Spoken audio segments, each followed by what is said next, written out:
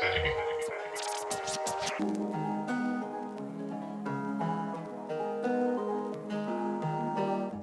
today's video, we'll be reviewing the Jewel Estate Liga Privada Único Series A or Serie A. I don't even know what to say about this cigar. Usually I'll run my little intro and then call it a video, but this is a long cigar. This is a big boy. This, when I say big boy a lot of my videos, this is the biggest of boys.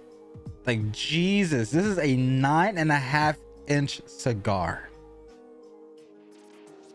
But this is what, damn, look at look at this. It's the size of my head. Oh my god. This is what we're reviewing today, guys. It looks so fake. This doesn't look like a real cigar. But hope you guys enjoyed today's episode of Ash or Trash. We'll see if this bad boy right here will be an Ash or a Trash.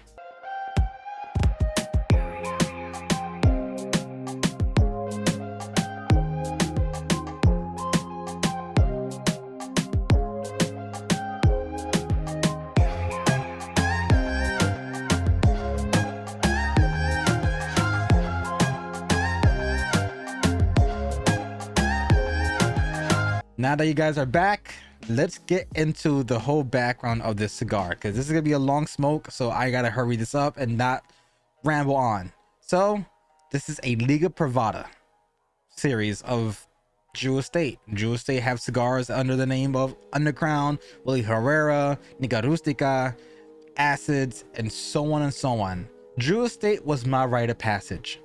When I first left the whole ideals of Cuban cigars being the best in the world and nothing could ever beat it, one of the first companies I explored to actually enjoying things outside of the island of Cuba was Jewel Estate. Give me any Jewel Estate cigars, I have 100% smoked it or tried it at least one time. This cigar is just something for you just to, I just can't keep my eye off of it. It's just interesting. The point I'm trying to make with the whole me understanding a whole bunch of different things about Jewel Estate cigars is that out of all the lines that Jewel Estate has, my favorite line from them is their Liga Privada's T52. The reason why I'm mentioning that is because this is a tweaked version of their T52 series. What I mean by that? All right, let's look at the background of a typical Jewel Estate Liga Privada T52, as in the wrapper, the binder, and then the filler.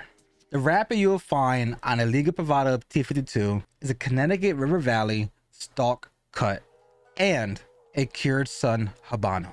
That's the wrapper of a T52. Then you have the binder. The binder is a plantation grown Brazilian Mata Fina. Lastly, the filler is Honduras and Nicaraguan. All right, that's the information about a T52. Let's look at the Serie A. This is the information you get from the Único A. The wrapper is Connecticut River Valley Stalk cut, as well as cured sun-grown Habano, just like the T52. All right, that can be the only comparison. Okay, you don't believe me? Next one. The binder in the cigar is a plantation grown Brazilian Mata Fina, just like the T52. Okay, that's just coincidence. All right, let's see the filler. Oh wow, the filler, it says T52 tweaked, so it has the Honduras and Nicaraguan filler in it, but it's just tweaked for obviously the length of the cigar. The size of the cigar is 9.25 inch, so 9 1/4 or 9.25 inches, however you want to do the math in your head. And it's also a ring gauge of 47. Now that I broke down the cigar itself, let's actually get into it. I actually been aging this for over a year now. I was invited by a phenomenal man by the name of Sanj Patel to go to one of Jewel Estate's barn smokers. The event was amazing. I managed to actually meet Pedro Gomez in person while back in my old channel 6 and Fire, we actually sat down and had an interview with him. This time I actually met him in real life, as well as me hearing Jonathan Drew explain the whole concept of what they do in their Connecticut farm. Then finally sitting down and rolling my very first cigar, instructed by man himself, Willie Herrera. It was great. Because of that barn smoker is where I acquired this. Okay, typically Rick, you put in the thumbnail MSRP. You have a question mark in your thumbnail. Why? This is not up for sale. This is an event only cigar. Same way how if you were to try to get this one, same way how if you try to get this, it's not up for sale. You may be able to see some places that has, you know, a that to it, but it doesn't have an MSRP. This is event only. So if you go to an event, you buy a box, if you do this, if you do that, or you buy a ticket. For us, it was just admission. We paid to get in and we got a baggie full of gifts. And this happened to be in there. This is gonna be a while. So let's just get into it. As you guys can see here, it has a pigtail. What does a pigtail mean, Rick? Well, this is useless. You don't need that. Just pull it off. Now it's open. Now it's open. Just like that. That's the purpose of pigtails. For you to pop open. This is the cap. A lot of people didn't know that. I only recently learned about that kind of stuff too. So you don't need a cutter for pigtails. You just pull up. You pull straight up. Don't go down. It's not a banana. Don't go down. Don't go right, left, any other direction. Just go up. Try to put resistance to it. I looked it wrong. Shit. Just as you try to pull up, make sure you pull the cigar down.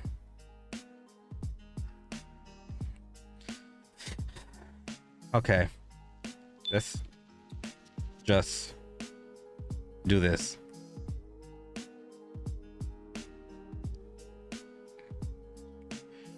More of a backstory of the cigar itself as well is it came out in September 2011.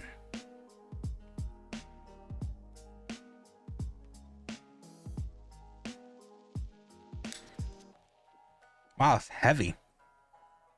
I was gonna make another comment saying it's heavy in my mouth. That's what she said.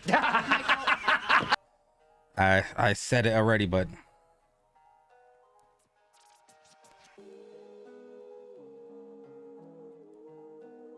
it looks.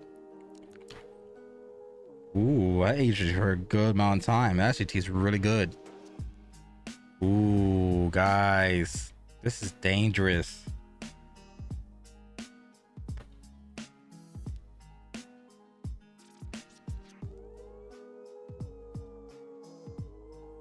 Retro is very smooth. Taste is very smooth too. Oh, this is dangerous. I like this a lot. I had this for, I think maybe it has been close to 2 years actually. That's why unfortunately there is a little bit of gashes here and there. That's just from it being in my humidor and either it being moistened. I live in Jersey, so weather could be all 4 elements of the seasons in a day. And there's times where my humidor behind me, where the Puerto Rican flags are at, just to go out of whack. I set the machine up to be at 68, but because of winter nights, it can even go down to 54. But even if I try my best to put it to the max at 74, the weather just hinders it. It's when it's summer, I'll put that bad boy at 62, and unfortunately it might raise up to 74. So throughout the years of me having this in there, because of fluctuating weather, kind of expanded the wrapper. At least it's still smokable. It's not bending. It's not very mushy.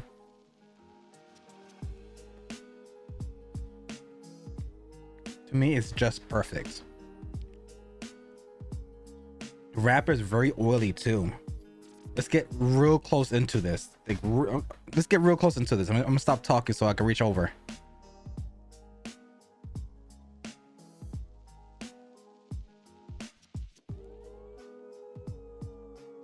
Look at the wrapper. It's very oily. Despite it being in there for 2 years, you can see the sheen on the actual cigar. It's still oily.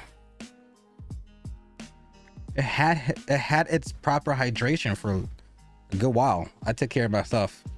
Cigars, oof. How did the cigar came to be? Well, this cigar came out in July 2011 in Las Vegas at IPCPR, which means International Premium Cigars and Pipe Retailers. Now the name of that trade show is now going to turn into Premium Cigar Association. Back when it was named IPCPR, Drew stayed teased because he'd been asked a lot about the T52 being in the A format or A Vitola. People talked about it, people joked around about it, people mentioned it, and he decided just to tease people on Facebook about it. And on the trade show itself, on July of 2011, he released it at the event. And ever since it is a very difficult cigar to create, since T52 is a fan favorite to a lot of people, but the tobacco is rare. Tobacco is also hard to create in their factories and farms. So since they're very limited on those tobaccos for the T52 line, these are also extremely limited. I was not able to find out how many have been produced and how many more will be produced in the near future. Only thing I do know is that these cigars are rare, extremely rare, and mostly event only cigars. Mostly by anything Drew Estate related, as in their barn smokers. To get your hands on one of these Liga Privadas, Único Series A, it's gonna be kind of hard.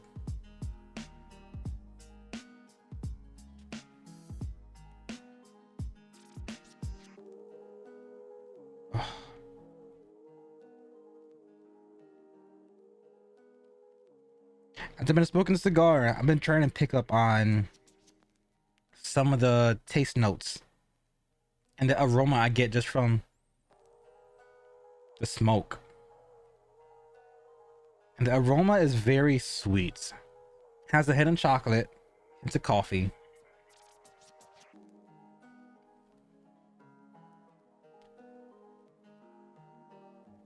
A very light, earthy, woodsy tone to it.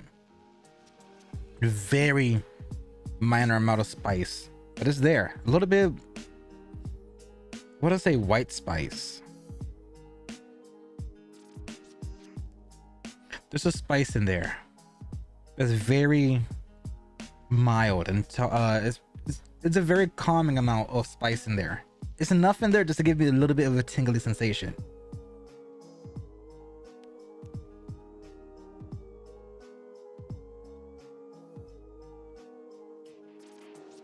It's very chocolatey. A lot of chocolate to it.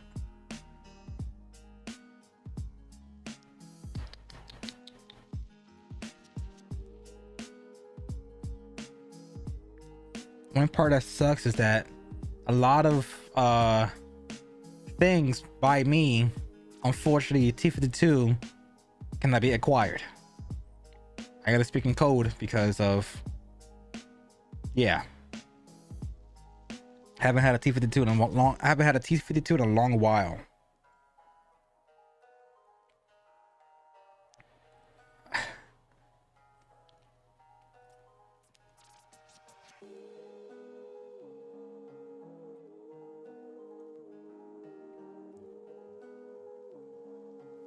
As I'm smoking this gives me a Christmas feel.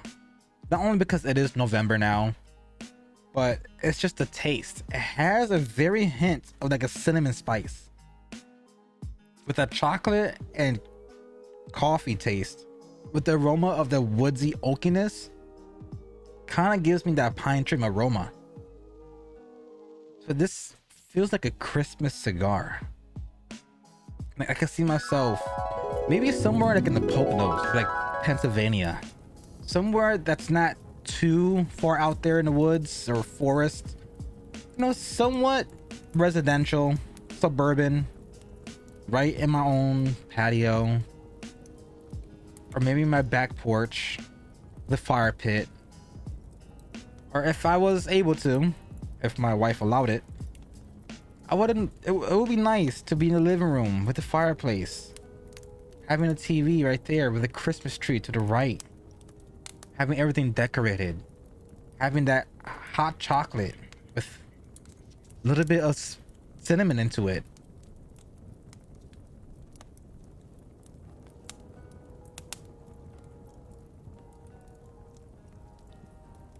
That's the image I get from this. It has a little bit of a graham cracker taste to it as well.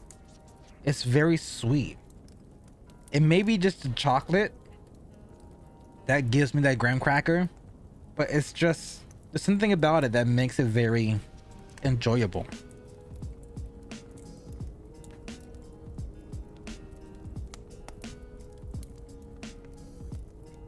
Yeah.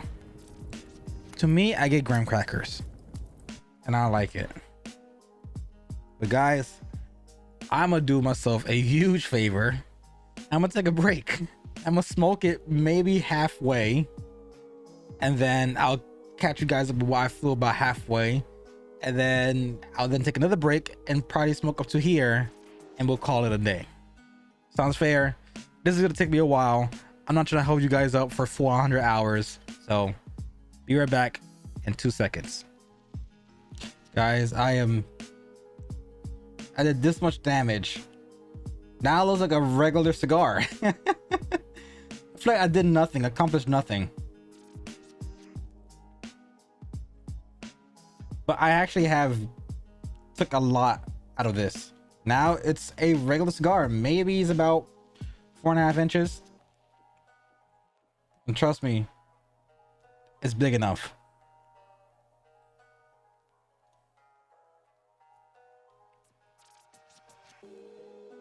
The spice level. I'm gonna take a puff and leave in my left hand.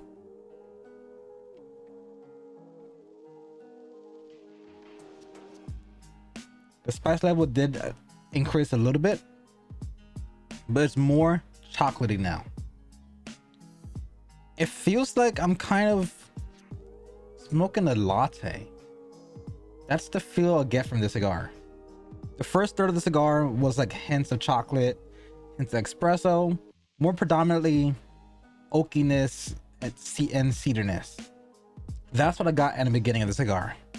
The chocolate graham cracker was very faint, with the espresso being faint as well, while being a little bit more of the cedar oaky side. That was the first third. Once the first third just turned into ash, because obviously I kept on enjoying the cigar, it lightened up a lot. The cigar turned more of a latte with a little bit of chocolate sauce in there. That's what I could describe it as. But you guys who are viewing, would you want me to pair cigars, or do you just want to keep it authentically raw? Because for the whole entire time me smoking this cigar, I just been drinking water. That's what I've been doing for all the other previous reviews as well.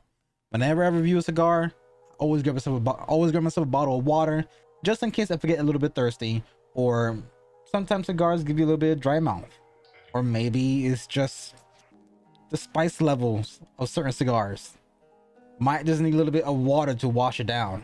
Let me know. I might consider doing pairing videos in the near future of cigars I probably previously reviewed. I'll probably see if I can find any beverages that will pair perfectly with that one cigar.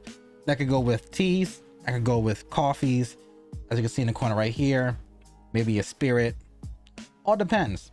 But you guys dictate the future of this channel. What do you want? Want me to pair it, or do you just want me to keep it how it is right now, which is just me doing an organic review of just tasting the cigar, and that is the only taste I'm getting for the whole entire duration of the video. One thing that I will be introducing in the next reviews is more critiques. So far, I don't really have much of a critique of the cigar because palates varies for all people. Some people enjoy medium rare steaks, well done. People may be a fan of pork chops. Some people may not like pork chops. People may like French fries. Other people might want sweet potato fries. With taste, that's something I can't really critique much of, because you guys might have a different experience taste note wise. if you ever get your hands on one of these cigars. What I'll start to do next review is maybe see if there's anything like maybe a draw flaw, if I can find any stems, and all the kind of sorts. With this cigar, I can't do really much critiques because I did age it for over a year and a half, which led a lot of cracks in the bottom part. All the cracks are now gone. Now this cigar is basically perfect, except for that little gash right there. But again, that was me aging it.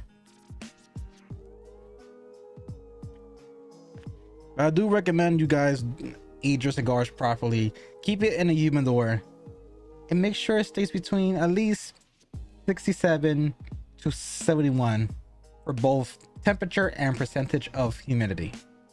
Reason behind that is that's the best way for cigars to stay fresh. For those who are new to cigars and you clicked on my channel for the very first time, the purpose of humidity and the purpose of temperature is to keep the cigars fresh. If you keep the cigars in a cold climate and very low humidity, it will get hard as a rock and basically unsmokable. And it might just crumble in your hand. The opposite effect will happen if you put it in a climate where it's too hot and has too much humidity. If a cigar has too much humidity with too high a temperature, a lot of things could happen, such as the cigar becoming so damped and moistened that it would just shotgun. It would just have like a shotgun effect, either on the cap area or in the bottom area, meaning it was just same result. It will become unsmokable. And one thing, not to scare you people out there, for those who are just getting cigars, just to kind of remind you that cigars are a natural thing. Cigars may contain eggs of cigar beetles. There could be eggs inside the cigars that lay dormant. Hopefully that doesn't repulse you guys enough. I smoked thousands of cigars throughout the 5-6 years I've been part of this community. There has been a chance where I may have smoked an egg of a beetle. It's normal. These are grown from the ground. These are all leaves. After they're grown, they're hanging to dry.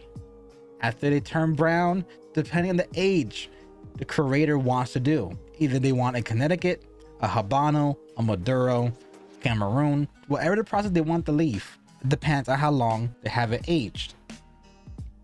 But keep in mind, if you keep it in very hot temperature, you may encounter beetles in your humidor.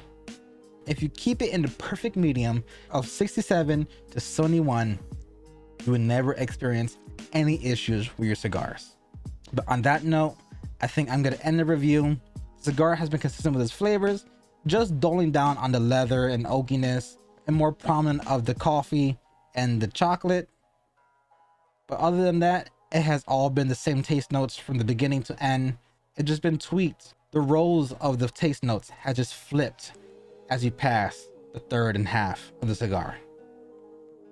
I highly recommend this cigar. If you ever do go to a Drew Estate event, try your best to get your hands on one of these cigars. Whatever, how they offer it, let it be getting a box, let it be just attending their barn smoker. I highly suggest to get your hands on one of these cigars. I thoroughly enjoyed it.